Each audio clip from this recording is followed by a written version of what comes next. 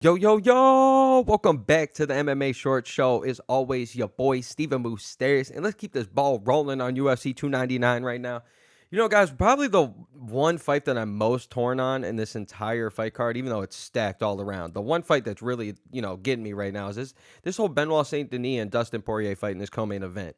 And, as much as I'm torn on it and everything, I'm still shocked, that Benoit Saint Denis is somehow a favorite in this fight over Dustin Poirier, one of the most proven guys that we've ever watched, ever in the UFC. And I think what blows my mind the most is, I think what 8, 9 months ago, maybe a year ago, whatever it was, I think, Benoit Saint Denis was matched up against Ismail Bonfim, and I'm pretty sure they had Ismail Bonfim as like the 5-1 favorite over this man Benoit Saint Denis, and we know that Ismail Bonfim just lost, and then all of a sudden we're gonna throw him in a year later, and he has one knockout against Matt Frevola, and we're sitting here as a favorite all of a sudden over Dustin Poirier.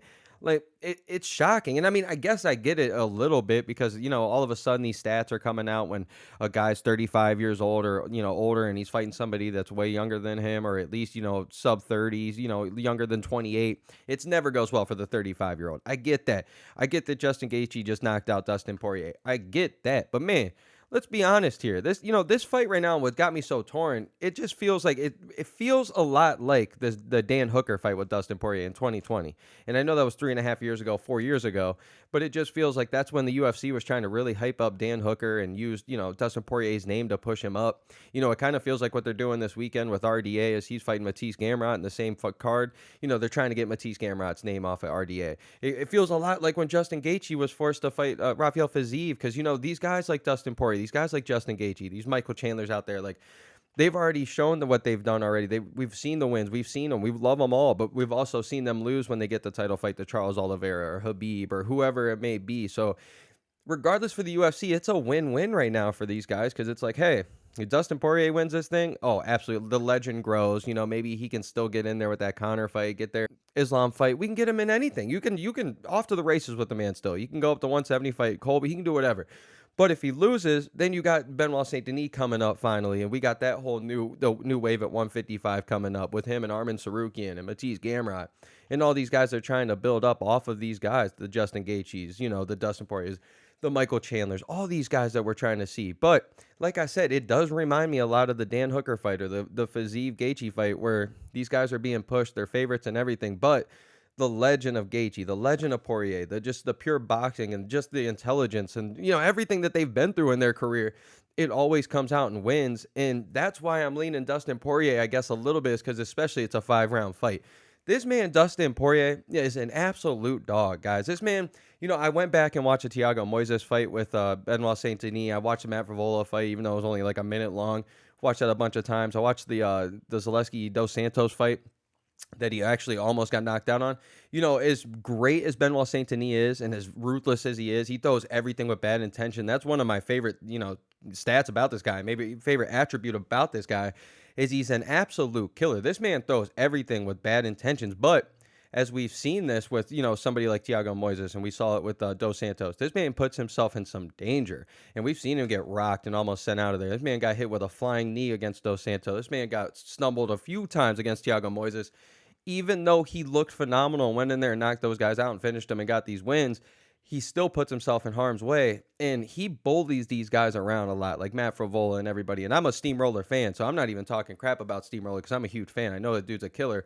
But these guys are not Dustin Poirier. Dustin Poirier, if you guys have watched this guy, this is what makes him amazing. His jiu-jitsu is amazing. He's a black belt and everything, but you're going to see guys better at grappling, like we've seen with Islam, Habib, all these dudes. His striking is phenomenal. He's got great boxing, but we've also seen striking way better than him when, the Connors and Justin Gaethje, all these things. But the dog that Dustin Poirier has in him, the bully he almost has when he's in there, just, claiming his dominance in that wherever he's at. And that's what makes this man so damn great and so amazing and so, so damn skillful. And he's never going to be put out there unless you're going to kill him, which if you're Benoit Saint Denis fan, the dude's got the power to do it.